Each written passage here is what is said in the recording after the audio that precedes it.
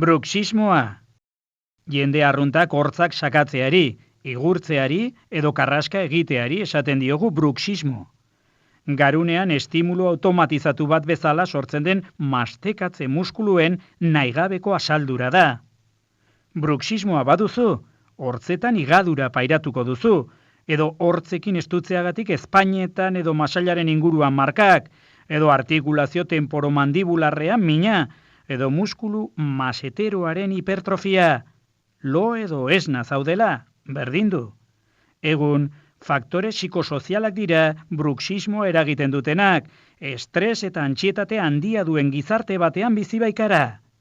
Fisioterapiatik matraila ezurraren, artikulazioaren eta inguruko muskulaturaren mina tratatuko dugu. Gainera, matrailezur eremu osoa bizkarrezur zerbikalarekin konektaturik dago, eta hori dela eta zonalde osoa baloratu eta tratatu beharko dugu.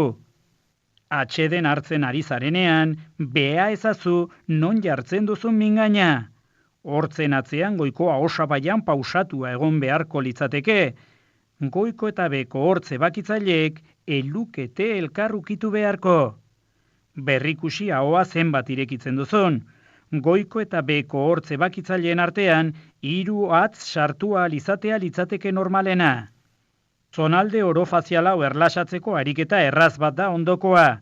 Maseteroan presioa behatzekin egin, ahoa pixka bat irekitzen duzun bitartean, aho izteko presionatuko dugu eta hainbat aldiz errepikatuko dugu oinazerik sentitu gabe. Fisioterapiak mugimendua berrezartzen eta mina gutxitzen lagunduko dizu.